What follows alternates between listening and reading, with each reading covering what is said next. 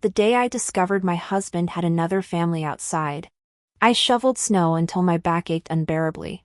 He claimed to fetch medicine for me, yet left behind the prescription, following the luxurious carriage that came to pick him up. I finally learned that for 35 years since our marriage, he made me scrimp and save, giving all the silver to his childhood sweetheart. Their courtyard was lavish, complete with door attendants and maidservants. Even in snow, the master never had to shovel himself. His childhood sweetheart was plump and rosy-cheeked, her hands soft as young shoots, her jet-black hair gleaming, utterly unlike me, with my head of silver hair and hands cracked and rough. The aroma of mutton stew wafted from the courtyard, seeping through the door crack. My carefully raised children urged their father to sit down quickly, lest the mutton overcook. Suddenly I remembered proposing mutton stew half a month ago. My husband had said, if we skip one meat meal, the poor folk can have a few more sips of hot porridge. It wasn't that he was stingy with silver, it was that I was unworthy. A heavy snow blanketed the courtyard. I cleared half of it before the pain made me double over. My husband emerged from the study and, unusually, offered to fetch medicine for me. My back pain was an old ailment. Normally, if he heard me complain, he'd scold me for being too delicate.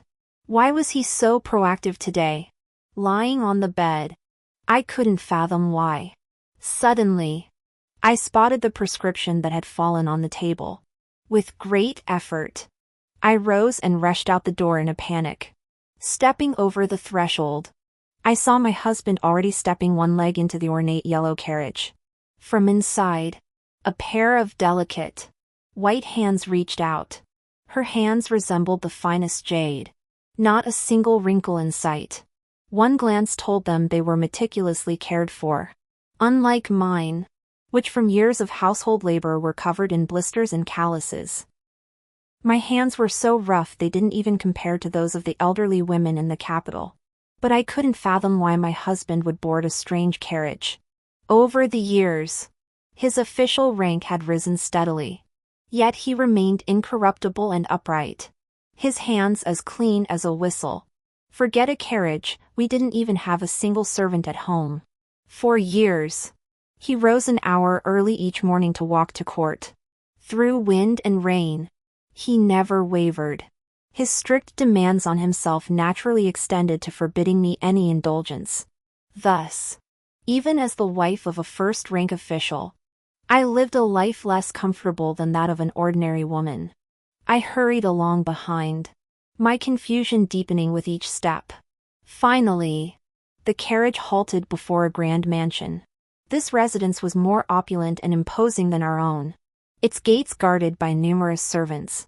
Upon seeing their master return, they rushed forward to serve as footstools, carry belongings. I intended to call out to my husband, but froze in place. After stepping down, he smiled warmly and reached out to assist someone from the carriage. That person was none other than Shika, the Qin family's legitimate daughter. My husband's childhood sweetheart. Yet I clearly remembered the Qin family's embezzlement scandal that enraged the emperor. The emperor decreed that the male members be exiled, while the women folk were consigned to brothels. Shika, why was she here? The years seemed to have left no trace on her face. She remained as radiant and beautiful as ever, standing beside my husband in perfect harmony.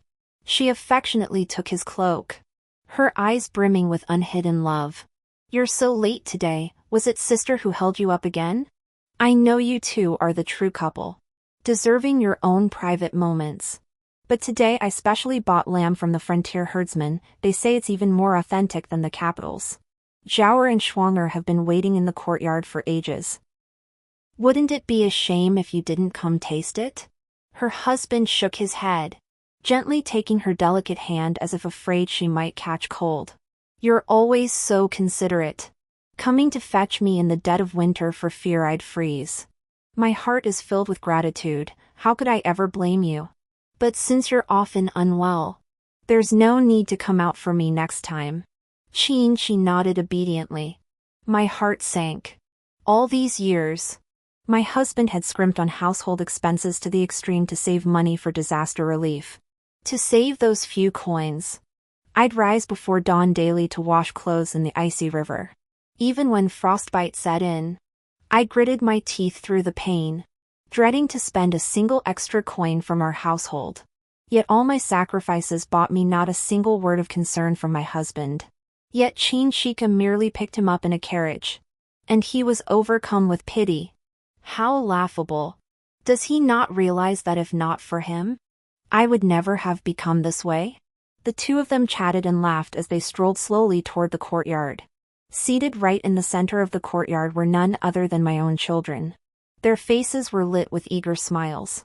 The four of them gathered warmly around a steaming hot pot of mutton, the table laden with platters of lamb. Chinchika had brought every single piece of mutton from the whole sheep to the table. My husband no longer spoke of saving money for the household. Instead, he carefully and thoughtfully placed pieces of lamb into Chinchika's bowl. For a moment, I felt like all these years of my life had been nothing but a joke. The next day at noon, I specifically sought out a herdsman and bought an entire sheep. It cost only 500 copper coins. 500 coins couldn't buy my son a single brush. It couldn't buy my daughter the hairpin she loved. It was far less than the money my husband set aside each month to aid disaster victims. Yet this was the wish I'd cherished all winter long. At lunchtime, when my husband saw the table laden with mutton, his expression darkened instantly. Who told you to buy mutton? Last time you mentioned wanting hot pot. I warned you, this year's snow disaster is severe, with refugees crowding both inside and outside the city walls. Do you realize this table of mutton represents a month's worth of rations for countless refugees? If you'd eaten just one less bite of mutton, they could have had 2 more bowls of hot soup. When did you become so selfish? I found it laughable. It was selfish of me to spend our family money on a mutton hot pot. But when Chinchu prepared a mutton hot pot for him, it was considerate. Ultimately, in my husband's heart, we two were always different. In his mind, I was only fit to eat coarse food and vegetables. How could I possibly deserve such fine things? Early in winter, I had once suggested we sit down together as a family for a proper meal. But what did my husband say? He said the starving refugees outside couldn't get enough to eat. Yet I was content to indulge in luxury at home. His words shamed me, so I let go of that wish. But our children are still growing, they can't eat poorly. My husband works so hard outside, he can't eat poorly either. In the end, only my meals were scrimped on. I eat coarse grains and vegetables daily, while they feast on rich meats. How laughable that I truly believed my husband was concerned for the disaster victims outside. It turns out the silver I saved through frugality was all spent by him to support Chinchika. Seeing my silence, my husband grew even more furious. Why are you being so unreasonable now? Look at the wives of other households, which one behaves like you? I let out a cold laugh. Indeed. Which wife of another household is like me? We're both first-rank officials. Other wives have maids to attend them, servants to tend their courtyards. They step out in splendid robes, adorned with countless jewels. But me? What do I have? I don't even own a single decent garment. You say I'm not as good as other wives. But are you any better than other husbands? It's just a lamb hot pot meal. Is our family really so poor we can't afford it? Our son and daughter heard our shouting and rushed over to try to stop the fight. They called it stopping the fight. But in truth, they all sided with their father. They looked at me with reproachful eyes, silently accusing me of being unreasonable. My heart grew strangely calm. If you say I'm unworthy to eat, then who is worthy? Chin-shi, perhaps? You two are all lovey-dovey outside, leaving me alone at home to suffer. I can't bear it anymore. And I don't want to bear it anymore. My husband frowned deeply and demanded, "You followed me? After decades of marriage, you actually followed me?" I countered, "I followed you? Then do you remember what you went out for yesterday? My husband pondered for a long time, yet couldn't recall. A wave of sorrow washed over me, leaving me too weary to speak. All these years, I've diligently managed this household. I've scrimped and saved every coin, fearing I might shortchange my husband and children. So I cut back on myself, again and again. And what did I gain in the end? Nothing but a head full of white hair before I'd even turned 50. Nothing but a body riddled with ailments. Yet no one to care. Nothing but a husband who'd grown cold and children who'd turned away. Let's divorce. That day ended in a bitter quarrel, and he didn't return home for days afterward. I carried on with my routine as before. Only now, without my husband, life felt strangely light. I no longer had to rise before dawn to prepare his meals, nor must I diligently tend to household chores only to face complaints. I planted flowers in the courtyard and now sit quietly beside them during my leisure hours. It's rather amusing. In my youth, I cherished these beautiful things most. Yet after marriage, it felt as though I'd lost the very essence of my former self. I can endure this life, but others cannot. The first to find me was my daughter. She was just a year away from coming of age, the perfect time to seek a suitable match. With my husband's high office and our harmonious family, many fine families naturally sought to propose marriage. But recently, word of my husband's prolonged absence had gradually reached many ears. Families who once begged for a match now adopted a wait-and-see attitude. My daughter came to me in a rage. What on earth have you been doing these past days? Do you have any idea what people are saying about your father and about me? Because of your stubbornness, young Master Ching hasn't even replied to my letters lately. Your father is the Vice Minister of Revenue. You're just the daughter of a merchant. If not for his generosity, who else would tolerate your temper? 1 or 2 tantrums might be tolerated. But if you keep this up, the consequences will be beyond your ability to bear. I lowered my eyes, offering no rebuttal to my daughter. As one grows old, one often finds oneself reminiscing about the first half of life. Indeed, I too was once a merchant's daughter. But back then, my husband was merely a poor scholar, not even having passed the imperial examinations. My parents wanted my elder brother to pursue a career in the civil service, so they arranged a match for him with the daughter of an official. Their marriage was imminent, but the bride demanded an exorbitant dowry. My parents, desperate, considered using my marriage to secure the silver needed for my brother's wedding. I refused to accept this and confided in my husband. It was he who took my hand and made me a promise. If you would not disdain me, you could marry me. Though I possess nothing now, I swear you shall never suffer hardship by my side. I will make you the happiest lady in all the capital. We shall be one heart, one soul, for all our days. I will never betray you. The love of youth was truly beautiful. Driven by nothing but passion, I married my husband. My parents were furious. After preparing my dowry, they threatened to disown me. My heart soared then, determined to make them regret it. But married life turned out vastly different from what I imagined. To fund my husband's studies, I sold off my dowry. Later, when little remained, I secretly earned meager silver each day through needlework to supplement our household. With my husband's current salary, I should finally be able to breathe a little easier. Yet, under the guise of aiding disaster victims, he gives away most of his monthly pay. As a result, though I'm barely 50, my hair has turned completely white. And my husband? Though he's a few years older than me, time has left not a single trace on him.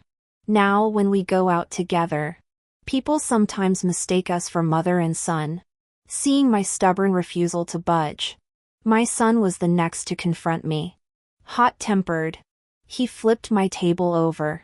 Furious, he shouted, "Must you ruin me and my sister before you're satisfied?" I froze for a moment, though these years have brought me no end of suffering. But whenever I think of my 2 children, I feel every hardship was worth it. Because they are my children, it is my duty to manage everything for them. So I never imagined they would each come to blame me. I am at the most critical juncture of my career. Do you realize how much damage your divorce from your father will cause me? Has father not treated you well enough all these years? You went from being a despised merchant's daughter to the respected wife of a minister. Wasn't it father who elevated your status? He merely keeps Aunt Chin outside the home. She's not a mistress. Nor will she be brought in to threaten your position. What exactly are you complaining about? Besides, Aunt Chin is well-mannered and educated. She would never do anything improper with father. What more do you want?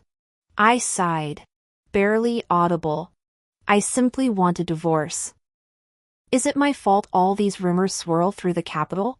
Did I force your father to stay away? Or have you forgotten how he abandoned me and your young selves for an entire year? My son fell into an unusual silence. Back then, my husband was deeply trusted by the emperor and was rarely home. The worst time was when he took most of our household silver and didn't return for a full year. He left me and our 2 young children waiting at home. The babies cried constantly, and the vast mansion needed servants to clean. That year, I secretly went to the market to sell things, arguing fiercely with others over a few copper coins until my face turned red. Being easily embarrassed, I'd often argue with people during the day and sneak home crying in the middle of the night. When I was young, though my parents didn't show much concern for me, they never skimped on my food, clothing, or necessities. But now I had to haggle over a few copper coins. Comparing the 2 situations only made my heart ache even more. It was my son who first noticed something was wrong with me and came to comfort me alone. Mother, don't worry. I'll become a high official someday and bring you endless wealth and honor. Then you won't have to toil like this anymore. But at some point, my children's eyes turned solely toward their father. It seemed to happen after he rose to become Vice Minister of Revenue. To them, he was the father who shielded them from life's storms. And I was merely a merchant's daughter clinging to my husband, possessing no real talent. My son came in a rage and left in a rage. Before departing, he hurled one last remark. It's just some long-forgotten, ancient nonsense from years ago. How remarkable that you still remember it so clearly. Instead of dwelling on the past, why not think about all the benefits you've gained these years because of your father? You keep harping on that one mistake, no wonder father grew weary of you. I stared at my hands, scarred and battered, and my face, etched with wrinkles. Sometimes I truly couldn't fathom what benefits I'd ever gained from him over the years. If there really were so many, I might as well have given them to Qin Shi. That would have at least honored the affection they shared in their youth. Within 3 days, my husband returned to the estate. After consecutive days away, rumors of discord between the Vice Minister of Revenue and his wife had reached the emperor's ears. Normally, such trivial matters would not merit the emperor's attention. Yet the emperor himself had once been an unloved prince, elevated step by step through the empress's steadfast support. They had fought side by side in their youth and now shared a profound marital bond. Their story had long been celebrated as a model of marital devotion throughout the capital. As for my husband and me, we too had built our life together from nothing, supporting each other every step of the way. All these years, he had taken no concubines, sparing no effort to preserve my dignity. This had also fostered an illusion among outsiders that his love for me was profound. Thus, the emperor found it curious why my husband had not returned home for so many days. My husband explained he was preoccupied with state affairs and didn't wish to disturb my peace at home. After this exchange, the rumors of our marital discord naturally began to fade. He sought me out himself, offering me a way out. These past days, I've reflected deeply. This matter has indeed wronged you, and your resentment is understandable.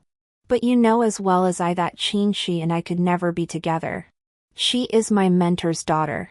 Before my mentor left the capital, she entrusted me to care for her.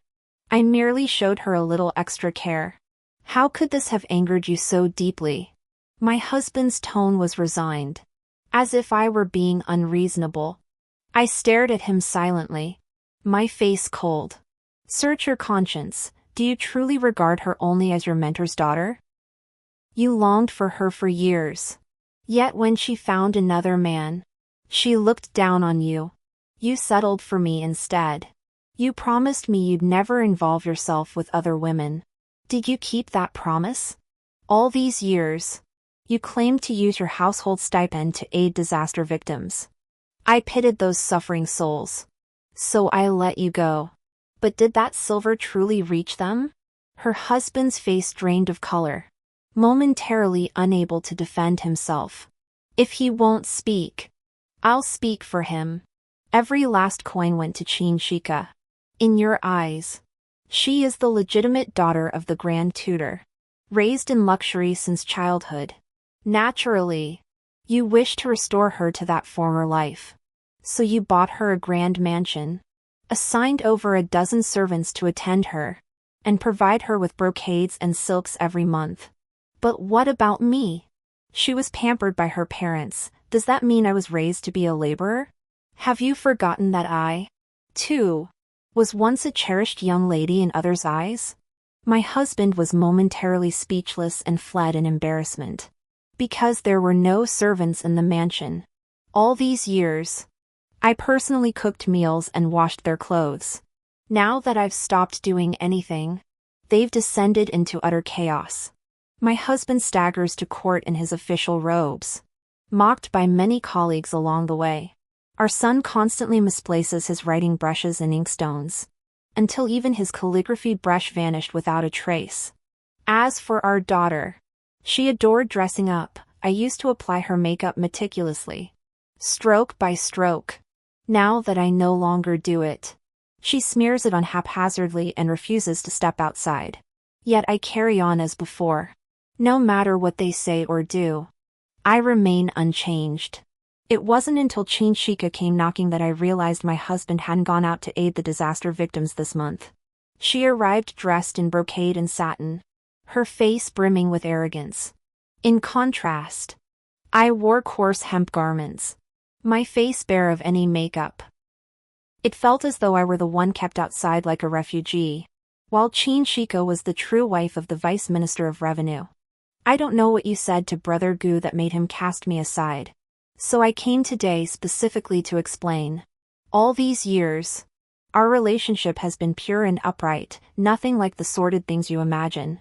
He merely saw how difficult life was for me alone and offered extra care. Brother Gu has a kind heart. Even if he encountered a beggar on the road, he'd buy dry rations and hand them over. For a moment, I thought Chinchika might actually make a suitable husband. They both share that same lofty sense of superiority, believing even the smallest favor they grant me is charity. As if I, on my own merits, could never deserve such kindness. So you really have no reason to harbor resentment toward Gugu over these trivial matters. His care for me stems entirely from my father's entrustment. Back when Brother Gu was poor, my father personally lifted him up. His kindness toward me stems entirely from that debt of gratitude. Though Chinchika said this, her eyes were brimming with defiance toward me, as if saying, that's not the whole story. They've always been two hearts drawn to each other. Only because of me, this stumbling block, were they kept apart for so many years. I didn't get angry. My eyes crinkled as I replied, I know everything you're saying. I know he saved you out of gratitude. And later, out of kindness, he kept helping you all these years. Are you implying he's so magnanimous he'd neglect his young children and wife just to aid you? So you came here to flaunt it? Chinchika faltered slightly, as if stunned by my bluntness. The moment I discovered her existence, I came to terms with many things. I needn't waste my entire life in this empty mansion. I will live for myself. Truthfully, you needn't have come today, for I was already preparing to divorce him. But I suppose you couldn't sit still either, without status or claim. Forced to wait each month for someone to come find you. All these years, you've likely become a parasitic bindweed, utterly dependent on others. Without your husband, you probably couldn't survive. Could you? But don't you find it pitiful? To reach this age only to live by the breath of another man's husband.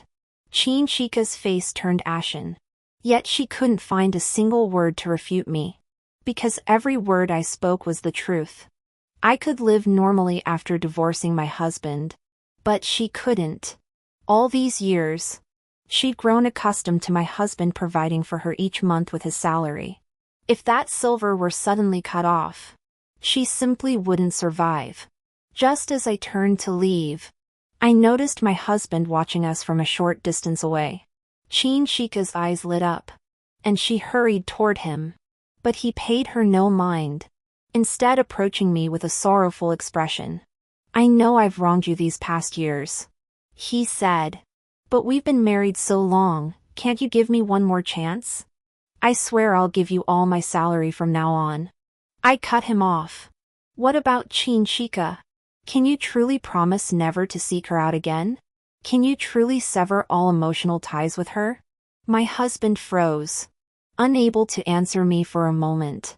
In the end, my husband and I divorced. After spending these days together, he finally understood I was serious this time, not just using divorce as a threat. The night before the divorce, my husband sought me out. These years married to me, you've endured so much hardship. Living on my own these past days, I suddenly realized how utterly incapable I am of handling the little things you always did. How ridiculous of me to have dismissed them as trivial. Ignoring your toil. Here is the silver I've saved over the years. It barely compensates for your dowry back then. I did not refuse. This money was rightfully mine. Back then, I gambled everything, using my entire dowry to support him. Though I did win in the end. Yet I gained nothing from it. Toiling like an ox for years. But our daughter flew into a rage. How dare you take every last coin from our home? If you take it all, how am I supposed to prepare my dowry? Do you expect me to marry next year with empty hands? And don't you feel a shred of guilt? Because of your insistence on divorce. Do you know how much scorn father and my brothers faced in the imperial court? If not for your selfishness, how could our once happy family have ended up like this? Not only do you refuse to reflect, but now you take all the money. Have you considered how we'll survive? I shook my head. I hadn't considered it. Because this was the dowry Shingu compensated me for years ago. I believe I retain the right to dispose of my own dowry without outside interference. My daughter shot me a hateful glare before storming off. If you have the guts, don't ever regret this for the rest of your life. After moving out of the Shin residence, I bought a house in the western part of the city. It wasn't as grand as the Shin mansion, but it was enough for just me. With the remaining money, I also bought a small shop where I sold all sorts of odd trinkets and curios. Watching the daily flow of people kept me occupied enough. As for the Shin family, I made no effort to follow their affairs. Yet rumors reached me through others. I heard Shingu secretly brought Chinchika into the mansion. But due to Chinchika's current status, their marriage was not celebrated with great pomp. Occasionally, I'd spot the Shin family of four out on the street. Their son and daughter walked ahead, while Shingu and Chinchika trailed behind at a leisurely pace. From afar, they truly looked like a harmonious family. I glanced at them just once before looking away. Bending down, I smiled warmly as I played with the little grandson next door from the Lee family. The little one was sweet-tongued, always dutifully calling me grandma whenever he visited the shop. Seeing him always reminded me of my own two children. There was simply no comparison. After living for over a decade, I ended up not even measuring up to someone else's child. All these years, I'd raised two ungrateful brats. Here I was, quietly living out my little life. Over at the Shin household, things weren't so easy. Shika sold the mansion she'd been living in and moved into the Shin residence with a large entourage of servants. The Shin estate was small. How could it possibly accommodate so many people?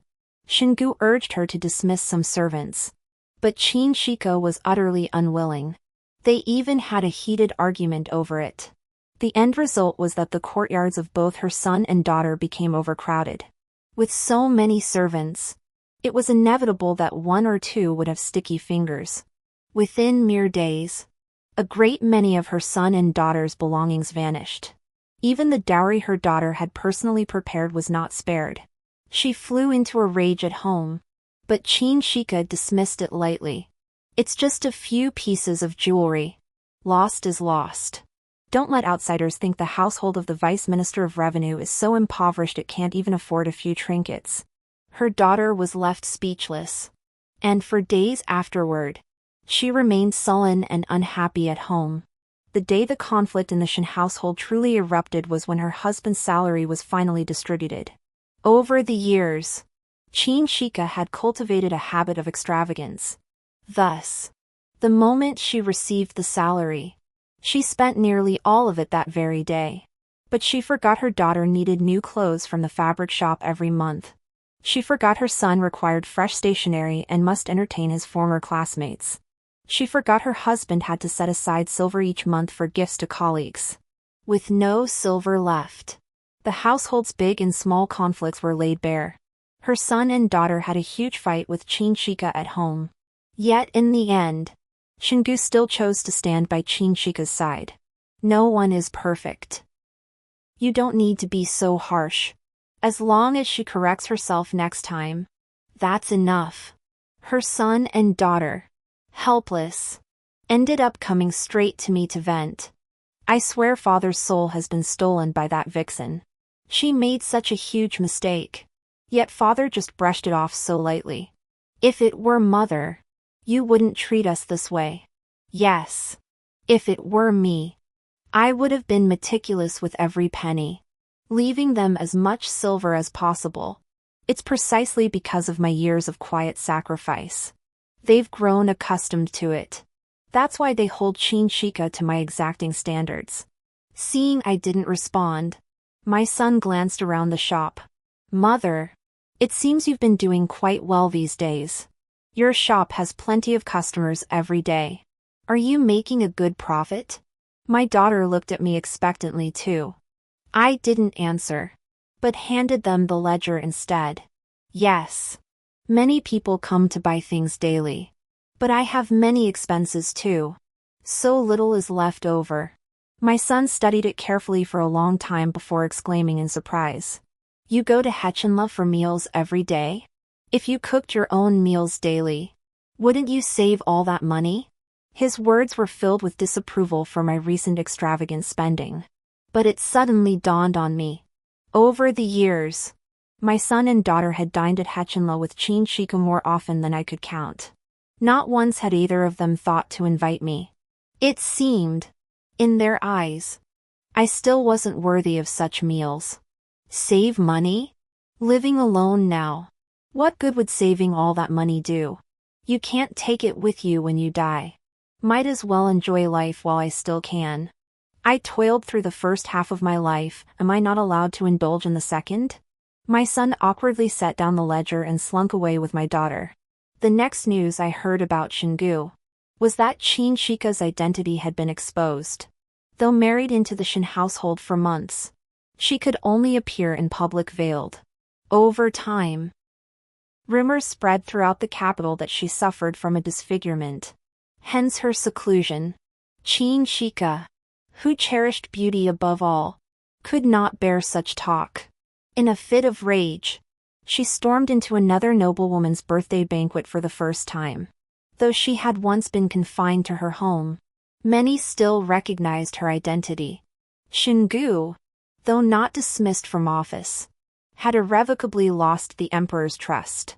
His authority was gradually stripped away, and no colleague dared walk alongside him anymore. His son's career faltered, and he was dismissed back home. His daughter's marriage plans fell through completely, leaving her weeping at home day after day. It could be said the Shin household had descended into utter chaos. Yet Qin Shika still failed to recognize her own mistakes, ruling the household with an iron fist. When Shingu found me, I nearly didn't recognize him. He wore filthy clothes, and the former vigor and confidence had vanished from his face. He no longer resembled the lofty deputy minister of revenue. Instead, he looked more like an old farmer who had toiled in the fields for years. When he saw me, a flicker of inferiority passed through his eyes. He stood timidly before me, unable even to speak. "Wanner, it's been so long." I nodded, as if the old grievances had vanished. Only now do I realize how utterly wrong I was back then. All these years, I hid behind the pretense of repaying a debt to avoid facing my actions, though truthfully, it also fed my own selfish desires. I truly regret it now.